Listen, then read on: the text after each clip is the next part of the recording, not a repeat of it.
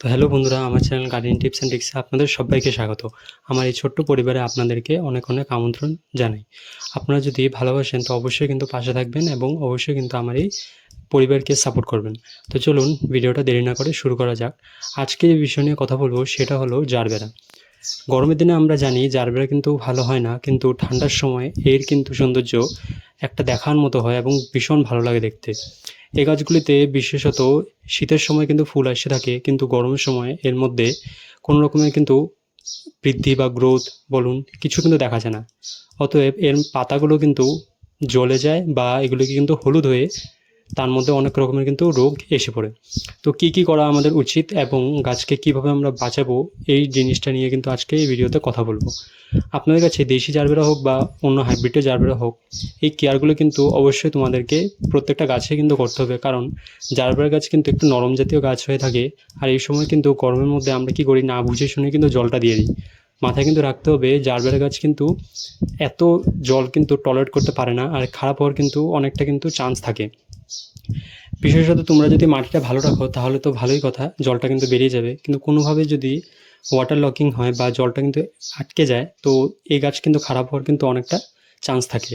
তো প্রথম টিপসটাই হলো জল কিন্তু দেখে শুনে দেবে যখন গরমের সময় আপনারা জলটা দেবেন। দ্বিতীয় হলো এই দেখুন পাতাগুলো কিন্তু পেকে পেকে যাচ্ছে, আর পাতার মধ্যে অনেক রকমের কিন্তু রোগও দেখা দিচ্ছে। কি করবেন, পাতাগুলো কিন্তু কেটে দেবেন, কেচি দিয়ে হোক বা কাটার দিয়ে হোক কেটে কিন্তু ফেলে দেবেন, বা হাত দিয়ে যদি পসিবল হয়ে থাকে সরিয়ে দেবেন। কারণ শুকনো পাতা বলেন বা রোগগ্রস্ত পাতাগুলি বলুন, এগুলি কিন্তু যত পরিমাণে বাড়বে এতএব আপনার গাছগুলো কিন্তু আরও খারাপ হওয়ার কিন্তু পরিমাণটা কিন্তু বেড়ে যাবে। তো সবসময় মাথায় রাখতে হবে এই গাছগুলোকে যদি ঠিকঠাক রাখতে চান তাহলে অবশ্যই কিন্তু মাসে বা সপ্তাহে একবার হলেও কোনো ভালো একটা ফাঙ্গিসাইড দেন। যদি আপনারা ন্যাচারাল চান তাহলে কিন্তু হলুদের গুঁড়া বা সিনামন পাউডার, এটা কিন্তু তোমরা গুঁড়ির কিন্তু ঠিক চারিদিকে কিন্তু ঘুরিয়ে ঘুরিয়ে দিয়ে দেবে। তাহলে কিন্তু কোনো রকমের পোকা বা রোগ আক্রমণটা কিন্তু অনেকটা কমে যাবে। আর কেমিক্যালের মধ্যে তোমরা ইউজ করতে পারো সাব ফাঙ্গিসাইড বা অন্য একটা কোনো কোম্পানির ফাঙ্গিসাইডও তোমরা কিন্তু ভালো দেখে ইউজ করতে পারো।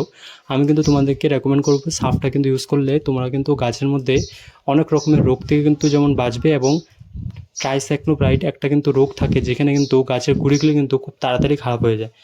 তো সেই সময় কিন্তু তোমরা কিন্তু এই গাছটাকে বাঁচতে পারবে, আর কোনো রকমের কিন্তু সমস্যা হবে না।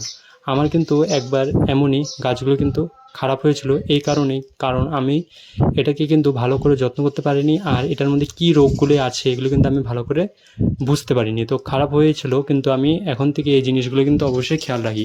আর এখন কিন্তু আমার জারবেরাতেও কিন্তু তেমন বিশেষ কোনো প্রবলেম আসে না, যখন আমি সময় সময় এগুলিকে খেয়াল রাখা হয় বা খেয়াল করা হয় তাহলে কিন্তু কোনো রকমের বিশেষ তেমন যত্ন লাগে না, বিশেষ কিন্তু এমন রোগও আসে না। তো আমার চ্যানেল যদি আপনারা নতুন হয়ে থাকেন অবশ্যই কিন্তু যুক্ত হবেন, লাইক শেয়ার এন্ড সাবস্ক্রাইব করতে ভুলবেন না, এবং ভিডিওটা কেমন লাগলো অবশ্যই কিন্তু একটা কমেন্টের মাধ্যমে জানাবেন। সকলকে অসংখ্য অসংখ্য ধন্যবাদ, দেখা হচ্ছে।